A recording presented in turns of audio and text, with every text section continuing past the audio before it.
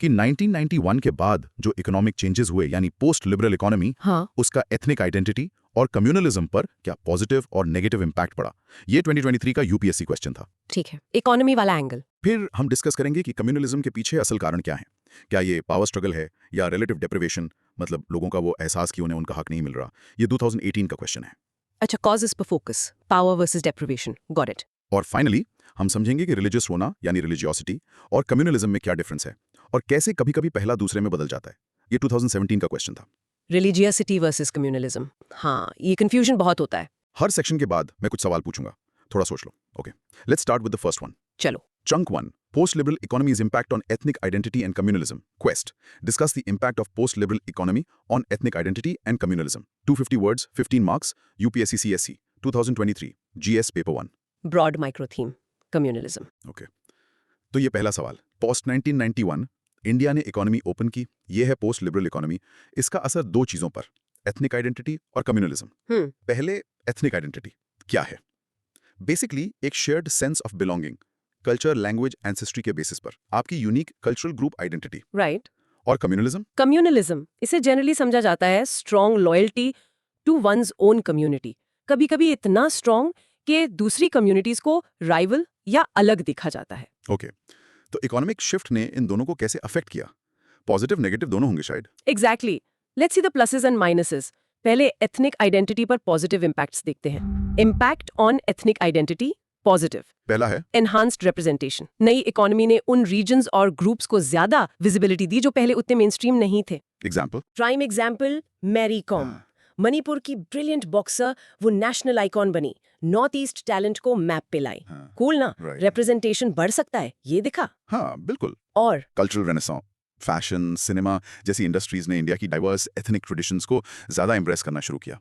असम की film village rock stars जैसे examples हैं जो यूनिक रीजनल स्टोरीज दिखाते हैं। कल्चर को नया प्लेटफॉर्म मिला। अच्छा, एजुकेशन का भी जिक्र है। हाँ, एजुकेशनल अपॉर्चुनिटीज जनरली इंप्रूव हुई और इंक्लूजन पॉलिसीज ने वेरियस एथनिक ग्रुप्स को हायर एजुकेशन एक्सेस करने में हेल्प की। जैसे आईआईटीज, आईएम्स में रिजर्वेशन पॉलिसीज का एम था मार्जिनलाइज्ड एथनिक कम्युनिटीज को ज्यादा मौके देना, मतलब बेटर एक्सेस ओवरऑल। टेक्नोलॉजी का रोल? बिल्कुल। Technological connectivity, internet, YouTube, blogs, इन टूल्स ने कम्युनिटीज को अपने यूनिक कल्चर्स और लैंग्वेजेस प्रिजर्व और प्रमोट करने में हेल्प की। जैसे नीलगिरीज की टोडा ट्राइब टेक यूज करके अपनी हेरिटेज शेयर कर सकती है। प्रिजर्वेशन के लिए इंपॉर्टेंट है, याद रखना। और टूरिज्म बूस्ट, लिबरलाइजेशन ने टूरिज्म बढ़ाया। लेह लद्दाख को देखो, टूरिज्म बढ़ा तो इकोनॉमिक बेनिफिट्स भी आए और लद्दाखी कल्चर को वाइडर ऑडियंस तक प्रमोशन भी मिला। Sometimes a win win. Impact on ethnic identity negative, लेकिन नेगेटिव साइड भी है। पहला, वाइडनिंग डिस्पैरिटीज। इकोनॉमिक ग्रोथ सब जगह बराबर नहीं हुई। लिबरलाइजेशन ने कभी कभी अमीर गरीब या अलग अलग रीजन्स के बीच का गैप और बढ़ा दिया। हाँ, जैसे सेंट्रल इंडिया के ट्राइबल बेल्ट्स को उतना फायदा नहीं हुआ जितना मेजर अर्बन सेंटर्स को। ये डिवाइड बढ़ गया जिससे नए टेंशन्स पैदा हुए। कल्चरल इरोजन का भी डर था। हाँ, कल्चरल इरोजन। एक चिंता ये भी थी कि ग्लोबल प्रोडक्ट्स और वेस्टर्न कल्चर का इनफ्लक्स ट्रेडिशनल प्रैक्टिसेस को ओवरशैडो कर सकता है। सोचो, अगर वैलेंटाइंस डे जैसे फेस्टिवल्स ज्यादा पॉपुलर हो जाएं, तो क्या यंगर जनरेशन के लिए ट्रेडिशनल फेस्टिवल्स की इंपॉर्टेंस कम हो जाती है? इससे एथनिक रूट से कनेक्शन कमजोर हो सकता है। डिस्प्लेसमेंट वाला इशू भी सीरियस है। बिल्कुल, डिस्प्लेसमेंट। बड़े डेवलपमेंट प्रोजेक्ट्स जो नई इकोनॉमिक पॉलिसीज से एनेबल हुए, कभी कभी भारी कीमत पर आए। एग्जाम्पल, नर्मदा नदी पर सरदार सरोवर डैम से कई ट्राइबल कम्युनिटीज डिस्प्लेस हुई, उनकी लाइव्स, कल्चर डिसरप्ट हुए। ये आज भी एक सीरियस इशू है। लैंग्वेजेस का क्या? Language extinction. इंग्लिश के बढ़ते डोमिनेंस एजुकेशन जॉब्स में से कई रीजनल लैंग्वेजेस को खतरा महसूस हुआ। जैसे अरुणाचल प्रदेश की कोरो आका लैंग्वेज हाईली इंडेंजर्ड हो गई। कितने दुख की बात है ना, भाषा खोना मतलब एक दुनिया खोना। रिसोर्स कॉन्फ्लिक्ट्स भी बढ़े। हाँ, रिसोर्स कॉन्फ्लिक्ट्स। डेवलपमेंट और रिसोर्स एक्सट्रैक्शन के पुश ने कॉन्फ्लिक्ट्स बढ़ाए। झारखंड जैसे स्टेट्स में माइनिंग प्रोजेक्ट्स अक्सर लोकल ट्राइबल पॉपुलेशंस के लैंड राइट्स और इंटरेस्ट से क्लैश करते हैं। मतलब रिसोर्सेज किसके हैं, ये लड़ाई बढ़ गई। Impact on communalism positive. अब कम्युनलिज्म वाले फ्रंट पे आते हैं। कुछ पॉजिटिव डेवलपमेंट्स भी हुए। जैसे इंटर कम्युनिटी डायलॉग्स। एनजीओज और सिविल सोसाइटी ग्रुप्स ने इकोनॉमिक कोऑपरेशन को ब्रिज बनाने का टूल बनाया। जैसे मुजफ्फरनगर जैसे जगहों पर राइट्स के बाद ट्रस्ट रीबिल्ड करने के लिए इकोनॉमिक पार्टनरशिप्स फॉस्टर करने की कोशिशें हुई। अच्छा पॉइंट है। सीएसआर का भी रोल है। हाँ, कॉर्पोरेट सोशल रिस्पॉन्सिबिलिटी, CSR। कई कंपनीज ने CSR इनिशिएटिव्स के थ्रू कम्युनिटी डेवलपमेंट में इन्वेस्ट करना शुरू किया। टाटा ग्रुप का एग्जाम्पल है, जो प्रोजेक्ट्स चलाते हैं benefiting various communities without distinction. इससे गुडविल और हार्मनी बढ़ सकती है। एम्प्लॉयमेंट अपॉर्चुनिटीज का भी असर हुआ होगा। बिल्कुल, एम्प्लॉयमेंट अपॉर्चुनिटीज, आईटी सेक्टर जैसी ग्रोथ ने ऐसे वर्क प्लेसेस बनाए जहां डाइवर्स रिलीजियस और रीजनल बैकग्राउंड्स के लोग साथ काम करते हैं। बेंगलुरु या हैदराबाद के मल्टीकल्चरल ऑफिसेस सोचो। शेयर्ड गोल्स प्रोफेशनल सेटिंग में बैरियर्स तोड़ सकते हैं। अर्बनाइजेशन, ज्यादा लोग अपॉर्चुनिटीज के लिए मुंबई, दिल्ली जैसे शहरों में आए तो वो डिफरेंट कम्युनिटीज के लोगों के साथ रहने और काम करने लगे। इस एक्सपोजर से ज्यादा कॉस्मोपॉलिटन सेक्युलर आउटलुक फॉस्टर हो सकता है और कम्युनल प्रेजुडिसेस कम हो सकते हैं। बेसिकली साथ रहने से अंडरस्टैंडिंग बढ़ सकती है। और एजुकेशन पर ज्यादा जोर जनरली रैशनल थिंकिंग और क्रिटिकल एनालिसिस प्रमोट करता है, जो प्रेजुडिस्ड या कम्युनल व्यू पॉइंट्स को काउंटर कर सकता है। यूनिवर्सिटी एक्सचेंज प्रोग्राम्स ने भी हेल्प की by bringing students from diverse backgrounds together. Impact on communalism negative. लेकिन फ्लिप साइड भी है। इकोनॉमिक डिस्पैरिटीज, इकोनॉमिक इनइक्वालिटीज जो कभी कभी नई इकोनॉमी से बढ़ी कम्युनल टेंशन्स को फ्यूल कर सकती हैं। जब रिसोर्सेज कम हो और एक कम्युनिटी को लगे कि वो दूसरे के मुकाबले पीछे रह गई है तो रिजेंटमेंट पैदा हो सकता है। इकोनॉमिक कंपटीशन को गोधरा रायट्स जैसे कॉन्फ्लिक्ट्स में एक फैक्टर बताया गया। जब रिसोर्सेज कम होते हैं फ्रिक्शन बढ़ सकता है। कमर्शलाइजेशन ऑफ रिलीजन, ये क्या है? Commercialisation of religion, market economy ने कभी कभी रिलीजियस सिंबल्स, फेस्टिवल्स, प्रैक्टिसेस का कमर्शियल यूज बढ़ाया, एड्स में, प्रोडक्ट्स में। वैसे तो हार्मलेस होता है अक्सर, पर कभी कभी ये इनसेंसिटिव हो सकता है या डिसरिस्पेक्टफुल माना जा सकता है, जिससे कंट्रोवर्सीज और कम्युनल टेंशन्स भड़क सकते हैं। गेटोज वाला पॉइंट भी था। हाँ, गेटोज। कुछ बड़े शहरों में इकोनॉमिक प्रेशर्स और सोशल डायनामिक्स की वजह से कम्युनिटीज स्पेसिफिक एरियाज में कॉन्सेंट्रेट हो गई, गेटोज बन गए। ये सेग्रीगेशन, जैसे मुंबई के कुछ हिस्सों में देखा गया, ग्रुप्स के बीच इंटरैक्शन और अंडरस्टैंडिंग कम करता है, पोटेंशियली सस्पिशन और टेंशन बढ़ाता है। और पॉलिटिक्स का role? Exploitative politics. Unfortunately economic anxieties और डिस्पैरिटीज को पॉलिटिशियंस एक्सप्लॉयट कर सकते हैं। कुछ लोग कम्युनल लाइंस पर डिवाइसिव स्ट्रैटेजीज यूज करके वोट्स कंसोलिडेट कर सकते हैं, एक कम्युनिटी को दूसरे की इकोनॉमिक प्रॉब्लम्स के लिए ब्लेम करके। Reflective questions. ओके, अब कुछ सवाल। 1. तुम्हारे हिसाब से इंडिया कैसे इकोनॉमिक ग्रोथ और अपनी इनक्रेडिबल एथनिक डाइवर्सिटी, कल्चर्स को प्रोटेक्ट करने में बैलेंस बना सकता है? Is it always a trade off? Think. Good question. Balance मुश्किल है पर जरूरी है। तो एजुकेशन सिर्फ फैक्ट्स के अलावा ऐसा क्या सिखा सकती है जिससे इकोनॉमिक फ्रस्ट्रेशन से पैदा होने वाला कम्युनलिज्म रियली कम हो? थिंक। क्रिटिकल थिंकिंग, एम्पैथी, शायद। 3. हमने देखा टेक्नोलॉजी कल्चर प्रिजर्व करने में हेल्प कर सकती है, तोड़ा ट्राइब एग्जाम्पल, पर लैंग्वेजेस मर भी रही हैं, कोरोआ का। ये पैराडॉक्स क्यों? What's the missing link? थोड़ा सोच लो, थिंक। टेक्नोलॉजी एक्सेस शायद, या उसका यूज कैसे हो रहा है। Mini recap. In short, post 1991 economy ethnic identity और कम्युनलिज्म के लिए डबल एज्ड स्वॉर्ड थी। कुछ विजिबिलिटी और अपॉर्चुनिटीज लाई, पर डिस्पैरिटीज, कल्चरल चैलेंजेस भी बढ़े और इकोनॉमिक कंपटीशन और पॉलिटिकल मिसयूज से टेंशंस को फ्यूल भी मिला। हाँ, काफी मिक्स्ड पिक्चर है। ट्रांजिशन। सो हमने इकोनॉमी का कॉम्प्लेक्स रोल देखा। अब बात करते हैं नेक्स्ट पॉइंट की। कम्युनलिज्म को असल में क्या चीज ड्राइव करती है? क्या ये सिर्फ पावर के लिए है या डिप्रिवेशन की feeling? Let's explore the second question from 2018। ठीक है, कॉजेस पे चलते हैं। Causes of communalism, power struggle versus relative deprivation. क्यों communalism arises due to power struggle or relative deprivation? Argue by giving suitable illustrations. GS1 2018 15 marks. ये question पूछा है कि कम्युनलिज्म ज्यादा पावर स्ट्रगल से आता है या रिलेटिव डेप्रिवेशन से। रिलेटिव डेप्रिवेशन मतलब ये फीलिंग कि आप या आपका ग्रुप दूसरों के मुकाबले अनफेयरली पीछे हैं या उतना नहीं मिल रहा जितना मिलना चाहिए। हाँ, तो आर्ग्यूमेंट देना है इलिस्ट्रेशंस के साथ। कॉन्टेक्स्ट के लिए सोर्स में centre for study of society and secularism CSSS की एक रिपोर्ट का जिक्र है कि 2024 के शुरू में कम्युनल वायलेंस इंसिडेंट्स में सर्ज देखा गया। तो ये रेलेवेंट टॉपिक है बिल्कुल। Let's investigate both angles. पहले पावर स्ट्रगल वाला angle. Power struggle as a catalyst. पहला पॉइंट है पॉलिटिकल मोबिलाइजेशन। एक बड़ा आर्ग्यूमेंट ये है कि कम्युनलिज्म अक्सर पॉलिटिकल एक्टर्स फ्यूल करते हैं पावर हासिल करने के लिए। वो रिलीजियस आइडेंटिटी यूज करते हैं वोटर्स को मोबिलाइज करने के लिए, स्पेशली इलेक्शंस के टाइम। हाँ, सोर्स मटेरियल 2024 जनरल इलेक्शंस और कम्युनल इंसिडेंट्स में राइज को इस डायनेमिक के पोटेंशियल एग्जाम्पल की तरह कनेक्ट करता है। वोट बैंक्स कंसोलिडेट करने की बात है। दूसरा, हिस्टोरिकल लेगेसी। हिस्ट्री का भी रोल है। ब्रिटिश मोडबाटो एंड राजनीति ने कॉलोनियल टाइम्स में पॉलिटिकल कंट्रोल के लिए जानबूझकर कम्युनल डिविजन्स बनाए और एक्सप्लॉइट किए। उन हिस्टोरिकल स्ट्रैटेजीज का असर आज भी है। हिस्ट्री याद रखना इंपॉर्टेंट है। इलेक्टोरल पॉलिटिक्स का स्पेसिफिक एग्जाम्पल। सोर्स पॉइंट करता है स्पेसिफिक एग्जाम्पल्स की तरफ। इलेक्शन पीरियड्स के दौरान महाराष्ट्र और उत्तर प्रदेश जैसे स्टेट्स में कम्युनल वायलेंस इंसिडेंट्स में कथित तौर पर स्पाइक देखा गया। महाराष्ट्र में 12, यूपी में 7 इंसिडेंट्स एक स्पेसिफिक पीरियड के लिए मेंशन है। ये पैटर्न सजेस्ट करता है कि कम्युनल टेंशंस शायद इंटेंशनली भड़काए जाते हैं इलेक्टोरल एडवांटेज के लिए। पावर एक स्ट्रॉन्ग मोटिवेटर है। Relative deprivation is a driver. अब दूसरा एंगल, इकोनॉमिक डिस्पैरिटीज, इकोनॉमिकली पीछे छूट जाने की फीलिंग एक पावरफुल ड्राइवर है। साइटेड रिसर्च इंडिया में डिफरेंट रिलीजियस कम्युनिटीज के बीच रियल वेल्थ गैप्स दिखाती है। हाँ, जैसे सोर्स मेंशन करता है कि सिख्स और क्रिश्चियंस कंपैरेटिवली वेल्दियर है ऑन एवरेज, जबकि मुस्लिम्स अक्सर ज्यादा इकोनॉमिक मार्जिनलाइजेशन फेस करते हैं। ये डिस्पैरिटी मतलब दूसरों से कम मिलने की फीलिंग क्लासिक रिलेटिव डेप्रिवेशन है और डीप रिजेंटमेंट पैदा कर सकती है। सिर्फ पैसा नहीं, सोशल एक्सक्लूजन भी। बिल्कुल, सोशल एक्सक्लूजन। रिलेटिव डेप्रिवेशन में सोशली एक्सक्लूडेड फील करना भी शामिल है, जैसे क्वालिटी एजुकेशन, अच्छी जॉब्स या पब्लिक सर्विसेज में फेयर ट्रीटमेंट तक लिमिटेड एक्सेस। जब एक पूरी कम्युनिटी सिस्टमैटिकली एक्सक्लूडेड या डिस्क्रिमिनेटेड फील करती है तो डेप्रिवेशन की फीलिंग बढ़ती है। रिसोर्स कंपटीशन का क्या? रिसोर्स कंपटीशन, क्राउडेड सिटीज में या जहां रिसोर्सेज कम है, जॉब्स, हाउसिंग, पानी एटसेट्रा, कंपटीशन आसानी से कम्युनल रंग ले सकता है। ग्रुप्स को लग सकता है कि दूसरी कम्युनिटी अनफेयरली ज्यादा रिसोर्सेज ले रही है, जिससे कॉन्फ्लिक्ट होता है, स्पेशली इकोनॉमिकली वल्नरेबल एरियाज में जहां बेसिक नीड्स के लिए स्ट्रगल इंटेंस होता है। एड्रेसिंग कम्युनल चैलेंजेस तो क्या क्या जा रहा है? सोर्सेज कुछ अप्रोचेस मेंशन करते हैं। जैसी ऑर्गेनाइजेशंस है, उनका रोल क्रूशल है। वे कम्युनल वायलेंस की विक्टिम्स को रिहेबिलिटेट करने और डिफरेंट फेथ्स के बीच डायलॉग प्रमोट करने का काम करती हैं, अंडरस्टैंडिंग बिल्ड करने के लिए। ये एक अच्छा कदम है ना? हाँ बिल्कुल, अवार्ड्स भी हैं। Recognition programmes, national communal harmony award भी है। ये उन इंडिविजुअल्स और ऑर्गेनाइजेशंस को रिकग्नाइज और एनकरेज करता है जो पीस और यूनिटी प्रमोट करने के लिए आउटस्टैंडिंग काम कर रहे हैं। पीस मेकर्स को सेलिब्रेट करना इंपॉर्टेंट है। गवर्नमेंट लेवल पे पॉलिसी इंटरवेंशंस, गवर्नमेंट लेवल पर ministry of home affairs MHA guidelines issue करती है।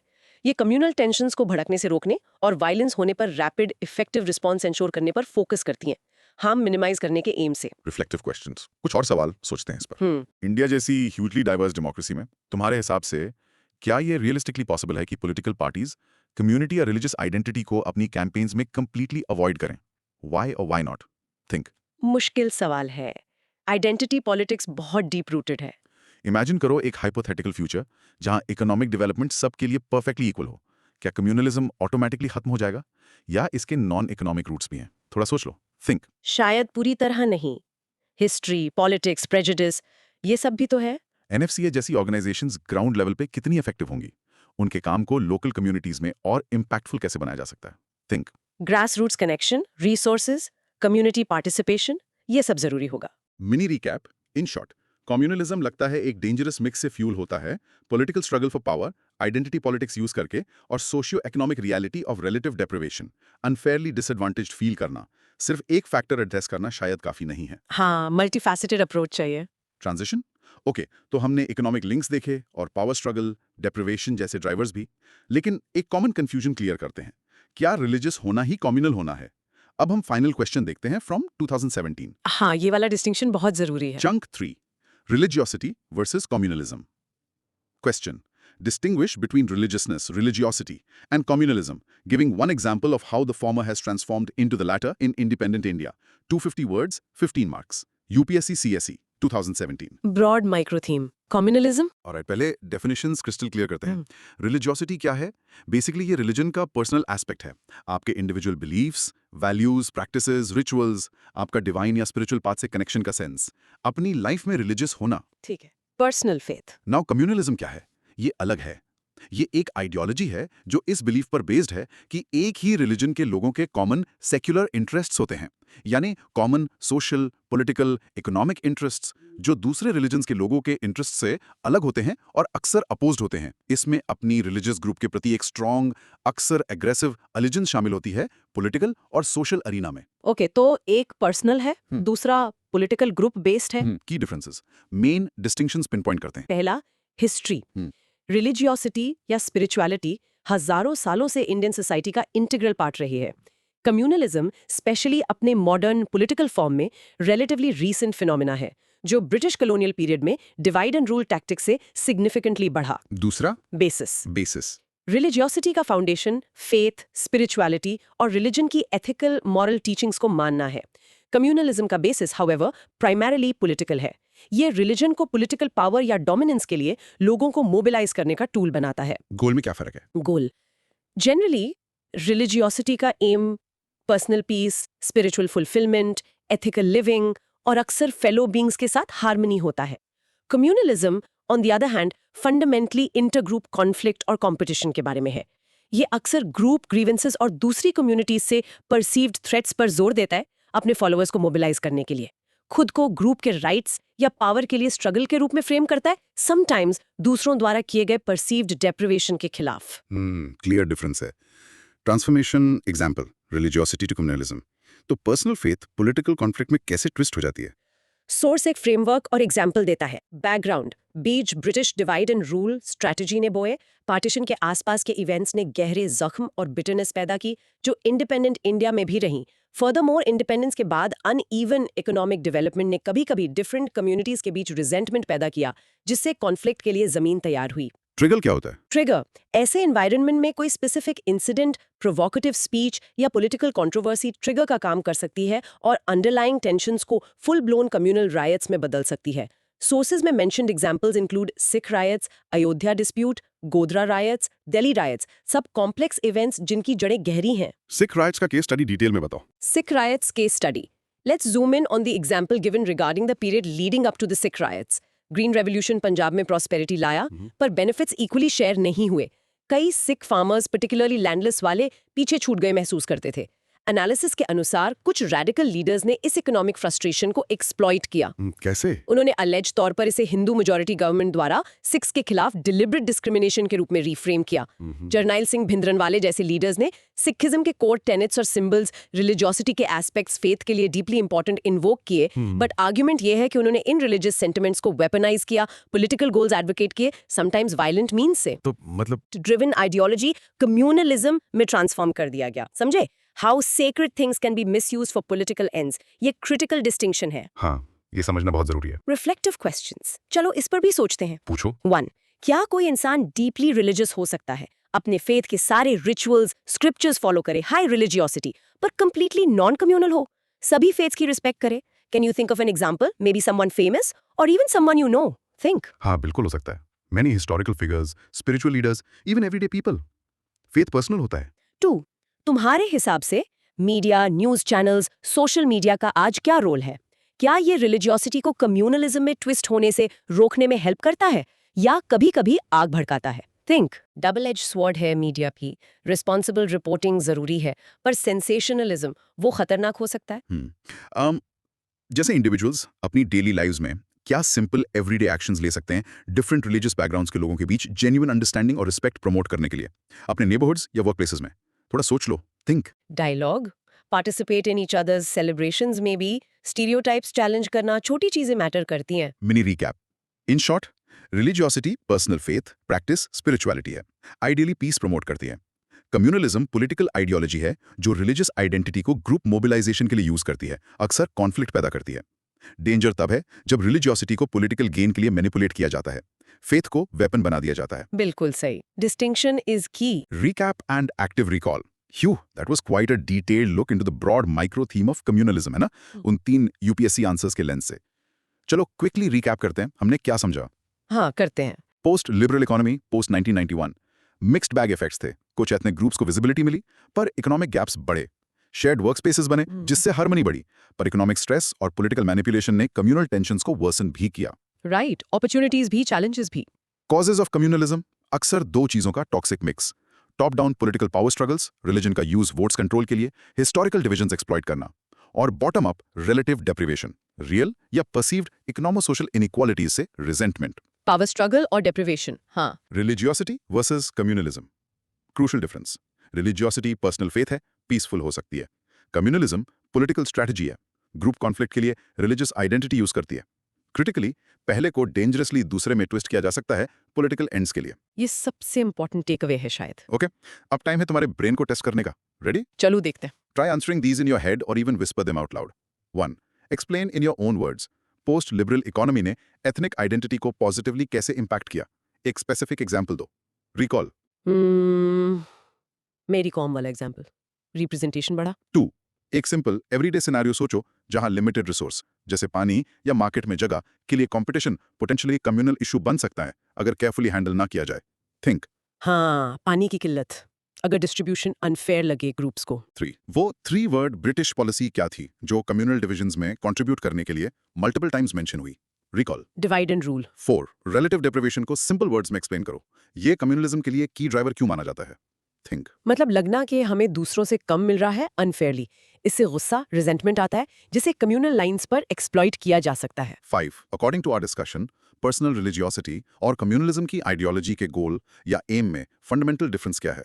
थिंक। रिलीजियोसिटी का aim personal peace, harmony. Communalism का aim group power, conflict. 6. Sikh riots वाले कॉन्टेक्स्ट में रिलीजियोसिटी को कम्युनलिज्म में मिसयूज या ट्रांसफॉर्म कैसे किया गया था?